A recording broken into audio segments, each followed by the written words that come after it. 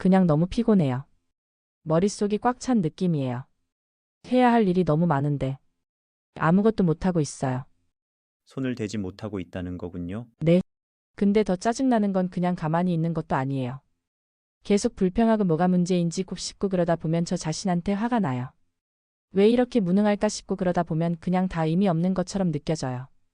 해야 할 일과 현실 사이에서 갇혀 있는 느낌인가요? 맞아요. 전부 다 너무 버겁고 어디서부터 시작해야 할지도 모르겠어요.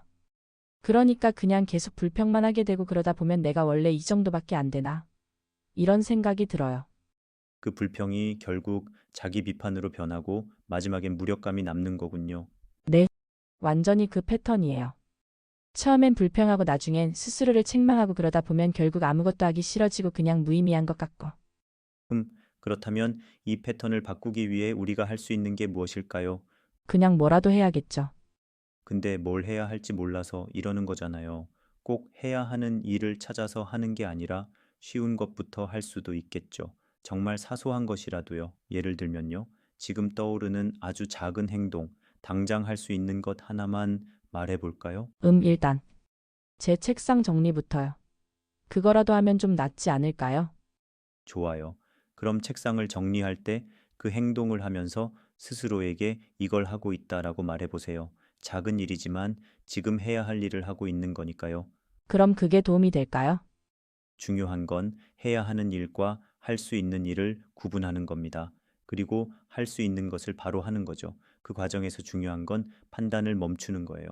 판단을 멈추라니 무슨 뜻이에요? 우리는 보통 어떤 행동을 하기 전에 이게 맞나 틀리나 이게 의미가 있나 없나 판단하려고 해요. 하지만 그 판단이 쌓이면 결국 아무것도 하지 못하게 만들죠. 그냥 책상을 정리한다고 했을 때 거기에 이게 의미가 있을까 같은 질문을 붙이지 말고 그저 지금 책상을 정리하고 있다라고만 생각하는 거예요. 그게 좀 어렵네요. 저는 항상 이게 맞나 생각하는 편이라서요. 그 패턴이 자동으로 작동하는 거죠. 하지만 우리가 지금 하는 건 새로운 훈련이에요. 행동을 하되 그에 대해 판단하지 않는 연습을 하는 것. 듣고 보니 제가 뭘 하든 항상 스스로 평가를 하는 것 같아요. 그래서 결국 그게 저를 마비시키는 거고. 맞아요. 그리고 또 하나, 우리가 생각해 볼 부분이 있어요. 만약 해야 할 일을 하지 못할 상황이라면 그걸 있는 그대로 받아들이는 것도 필요해요. 하지만 여기서도 중요한 건 억누르지 않는 것이에요. 억누르지 않는다는 게 무슨 뜻이죠? 어떤 걸 받아들일 때 이건 맞아. 그러니까 참아야 해라고 하면 그건 억누르는 거예요. 하지만 지금은 이걸 할 수 없구나라고 그냥 알아차리는 건 다릅니다. 감정을 억지로 눌러 참는 게 아니라 그냥 있는 그대로 두는 거죠. 그 차이를 잘 모르겠어요. 예를 들어 볼게요. 오늘 비가 온다고 했을 때 비가 오면 안 되는데 짜증나라고 반응하는 건 억누름이에요. 하지만 비가 오는구나라고 그냥 알아차리는 건 받아들임이죠. 후자는 감정이 개입되지 않고 단순한 사실을 인지하는 거예요. 그러니까 오늘 할 수 없는 건 그냥 할 수 없는 거다라고 단순히 인식하는 거. 그렇죠? 그래서 나는 못난 사람이다 같은 해석을 덧붙이지 않는 거예요. 진짜 좀 다른 느낌이네요. 이런 연습을 계속하면 불필요한 불평이나 자기 비판이 줄어들 거예요.